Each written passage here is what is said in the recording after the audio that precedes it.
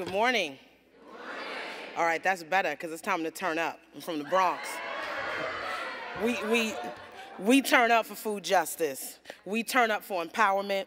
We turn up for liberation. We turn up for equity. We turn up for solidarity and whole living. And for our older folks who don't know what turn up means, it means we get busy. So let's see if we can, there we go. I got this fancy clicker thing here. I'm smiling. Y'all look so good. It's more y'all than I anticipated. I wore my special boots for y'all. I said this morning I was going to give y'all Nancy Sinatra, Little Kim, and Michelle Obama. All that.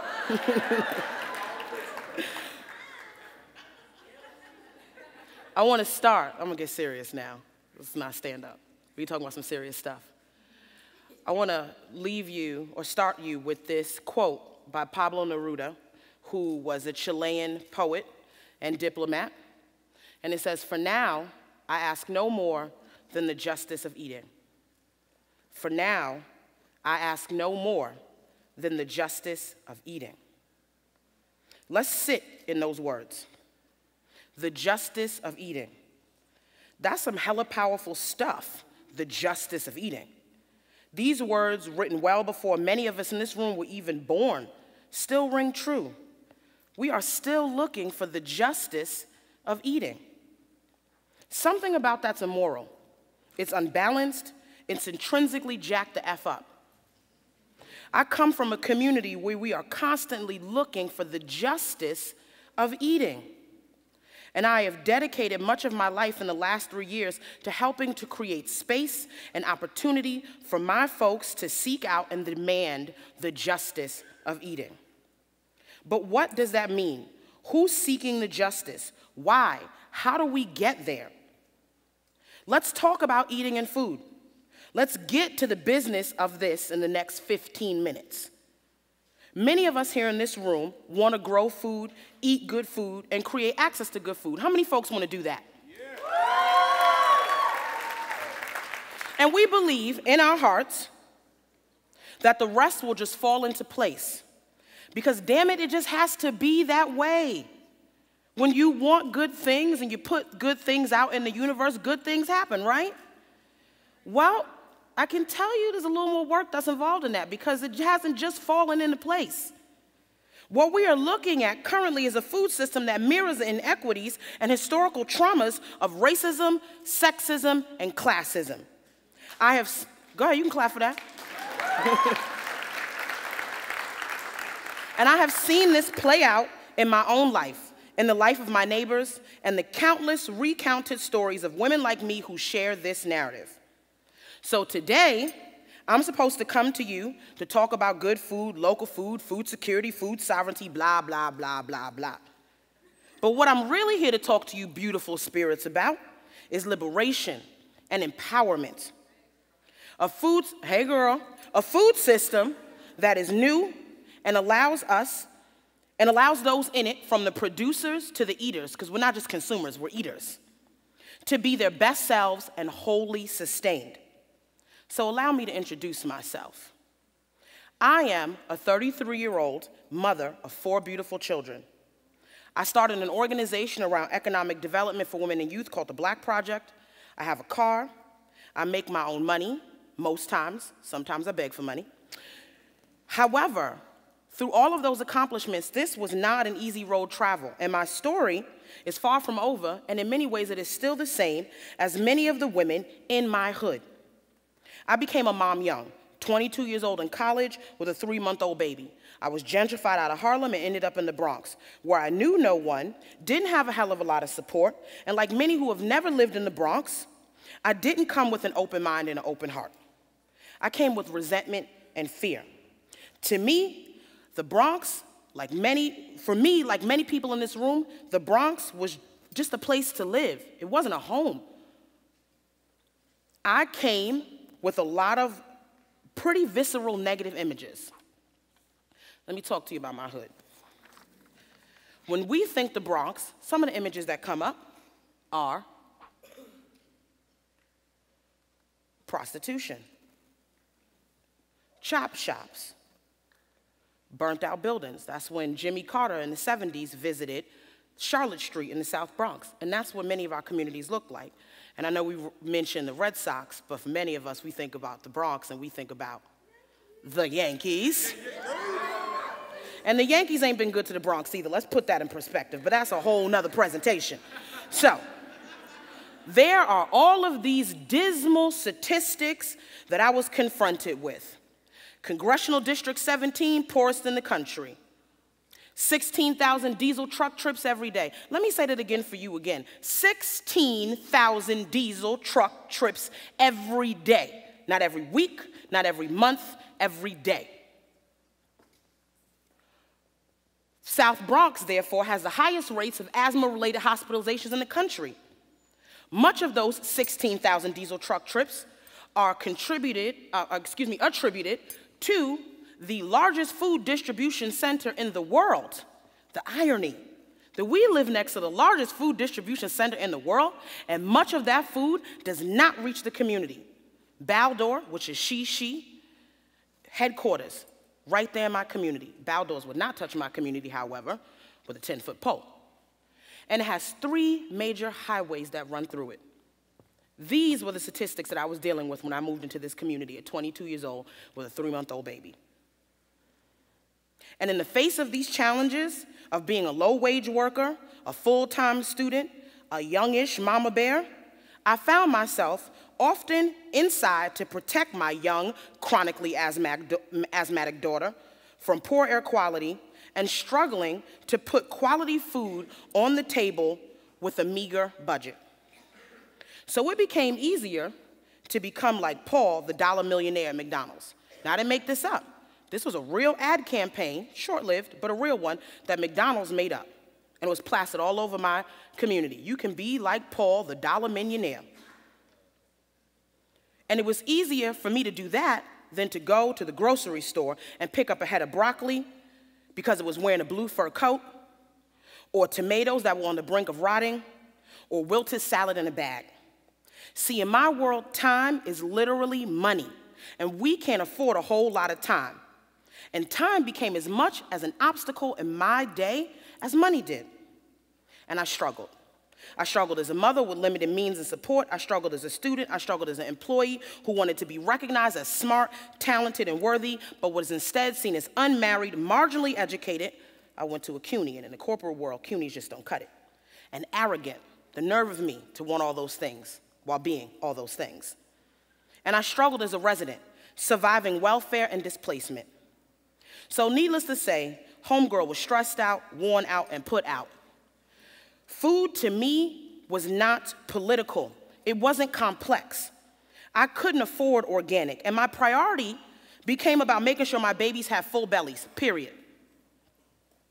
And as I found myself breaking down under the weight of poverty, struggling, and impending poor health, I knew that for the sake of my kids, I better make a change. I was a powder keg, and I was waiting for the right fool to set me off. I was going to explode.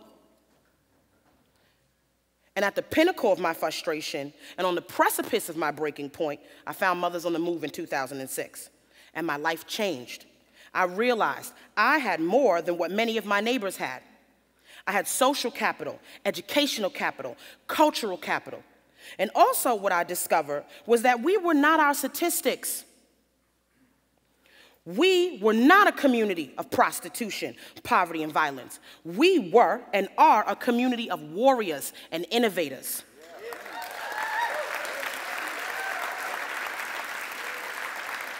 Our narrative was resilience. We put out the fires when the Bronx was burning, and we saved ourselves when nobody else was willing to do so. We planted seeds of hope, and we watered them with our sweat and tears and the dreams of our children. I had broad shoulders to stand on and strong hands to hold in this movement.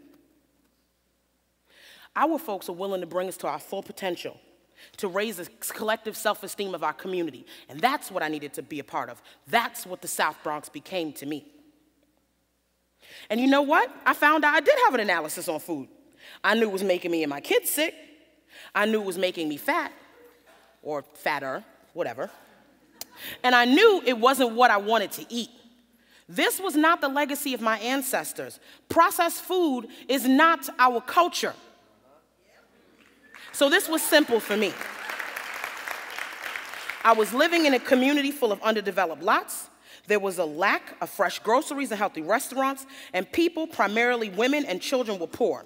And let me say this to you as an aside. If you are not talking about the feminization of poverty, then you are not having a conversation about poverty. This was not brain surgery for me. I needed to be a part of the liberation of a community through a better, new food system. I started small, mommy and me yoga classes. After the class, the women would talk. With the laughter and the screams of our children as our soundtrack, we discussed why it was so difficult for us women to eat better, to make the connection between mind, body, health. And the one theme that kept presenting itself was jobs, economics, money. People were stressed out, they were under pressure, and on top of all of that, they couldn't afford quality food. They could barely afford the food that was available in the crappy grocery store in the community. Families also did not have traditional meal times. So this idea of slow food was foreign if you are working the overnight shift and your husband comes home in the morning and you've got to leave his food in the microwave for him. Or your kid has a key and is responsible for bringing themselves home after school. I realized that time was money. And as many overstressed communities, we were working twice as hard to scarcely get half as much. So now I do my work as a food sovereignty activist. I keep these experiences in my mind as I do this work. We have to do our work differently. We have to adjust our approach and talk about who is included in this local food system and what it looks like. Many times we, myself included, come to this work with our personal semantics and morals on our sleeves. And that becomes a barrier. Becky and them come into our community and they say, we have butternut squash and kale and we have come to save you. Missionary tactics often reek of privilege that the community can smell from 10 miles away. And we have to not pathologize and instead organize. See what I did there? Pathologize, organize. And so, what I am talking about here goes beyond food security and into food sovereignty, solidarity economics, dismantling a food system that has never been fair. We are not just talking about the ability to get good food, but the ability to control the food that comes into your community. Do you see the difference in that? Let me ask you again, because y'all ain't listening to me. Do you see the difference in that? The hood does not need more food pantries. The hood does not need more food stamps. The hood does not need more well-meaning Midwestern white folks using missionary tactics. The hood does not need to be pathologized. The hood does not need bigger chain grocery stores. We don't need diversity. We need inclusion. See, this falseness of diversity, charity, and social service intervention paradigm continues the status quo. It continues to keep community members as constituents, clients, and customers, not as leaders, decision makers, and stakeholders. Diversity does not ensure inclusion. Food sovereignty, okay, go ahead, clap for that, I'm with it. I'm with it. Food sovereignty is the people's right to decide their own food and agricultural systems. This implies that we would also then reap the economic benefits of that. So, here I am talking all this smack about what the hood doesn't need. I'm sure y'all are waiting for me to tell you what the hood does need. I'm glad you asked. The tools of oppression have always included inaccessibility to or subjugation from land and food. Think about the experiences of indigenous people here in this country. Think about the transatlantic slave trade. Think about the British salt tax in India. Yes, honey, remember what I said. This system ain't never been fair for many of us. And this paradigm keeps people dependent and eventually docile and apathetic. The hood needs access to resources, capital, and technical assistance to cultivate land in its community. The hood needs better inclusive economic development opportunities to create food businesses. This means being able to open food businesses and create local food systems outside of your standard bodega. A few years ago, I had the fortune of taking a road trip to Milwaukee for Growing Power's annual Growing Food and Justice Conference. 10 people in a van for 16 hours. You get really, really, really close. And during that time, I got to build with farmers who were committed to growing food and serving overstressed communities, and in particular, the South Bronx. I met a brother who, like me, felt that we as Black people, with a certain level of access to resources, and who were doing food in overstressed communities, felt obligated to share our resources and knowledge. And we also wanted to learn from our elders the things that we might have lost over the last few generations. So we started to grow food together. And I quickly learned I do not want to be a full-time farmer. I like these acrylic fingernails and false eyelashes. But I did want to make sure those in my community were able to eat, and that what we were eating we were invested in, financially, emotionally, and spiritually. We need to feed our bellies, and we need to feed our brains. So we spent many nights plotting. How could we be a part of a model that could meet people where they were, provide them with affordable, high-quality food, and keep them engaged while building community and catalyzing political education? I tried to start a farmer's market, and it failed. And I took that failure hella personal. I considered giving up. Maybe my community wasn't as ready as I thought. But then I remembered my Don King-esque mantra: don't pathologize, organize. And I remembered I am not accountable to my ego or sitting in my feelings. The hood needs for me to be accountable to them, and follow through that catalyzes local economic development. So that meant that I needed to meet them where they were. I needed to create things that would increase disposable income that could be used for better food purchases. So I started to assess our resources. I had access to a bus, I knew people who grew food, I had the technical know-how to raise money, and access to South Bronx communities. I was becoming increasingly visible, so a light went off. I would use my awesome public personality and the food grown at local New York City and New York State farms, brought in on a pimped-out bus so that we could feed the hood.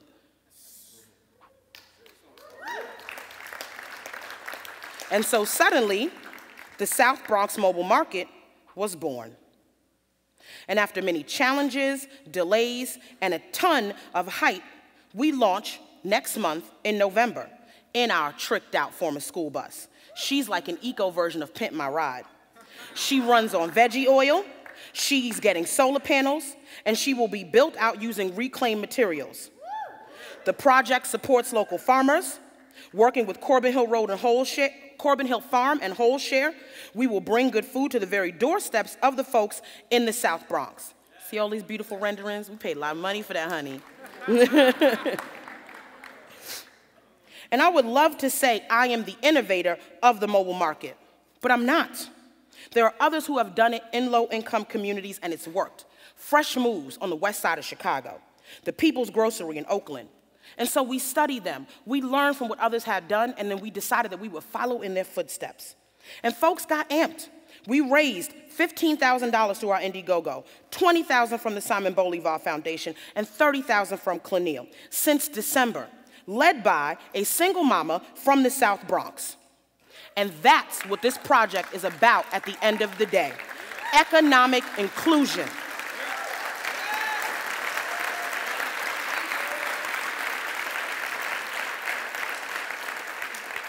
So that means that the hood needs to be involved in the decision making. That means that not just getting bodies in a room to discuss a plan that already has an agenda and key players, but in fact is seeking out those in the community to be at the forefront and be the decision makers. We have already hired stakeholders from the community, and next month we will hire more. We have launched a bus tour that sought to gather feedback and suggestions from the community that would shape our project. We were finally able to get permission from the city to turn a city-owned lot into a community green space and an urban farm that would supply the mobile market, working with workforce development programs of Sustainable South Bronx. It is imperative that we see the community not as charity, but as the very people leading the project. See, this good food movement is impetus for so much. It has the potential to act as the impetus to shifting the social justice paradigm. And I'm not being naive here. The reality is that we all must eat. We all must break bread, but we cannot come to the table to break bread under a structure that mirrors our current society. A society that normalizes whiteness, that grants privilege to some on the backs of others. A society that, even in its approach to equality, continues the paradigm of one group being the decision makers, while the other group continues to be the downtrodden, dependent upon the goodwill of others. And so as I think about dismantling this old, unfair, broke down, racist, sexist, patriarchal, cisgendered food system, I am inspired by one of my favorite singers. The words in this song encapsulate to me the new food system that will liberate communities and catalyze economic equality. Birds flying high, you know how I feel. Sun in the sky, you know how I feel. Breeze drifting on by, you know how I feel. It's a new dawn, it's a new day, it's a new life for me, yeah. It's a new dawn, it's a new day, it's a new life for me. Ooh, and I'm feeling good. Our equality. I'm just showing off now. I just do more than speeches, I sing too. Our equality is inextricably bound up in one another like roots running deep into loamy, rich soil. We seek to cultivate something that can be shared by all. We sit down at a collective table, not to just extrapolate over the good food movement, but revolution. A revolution of peas and chard that results in liberation. Namaste, y'all.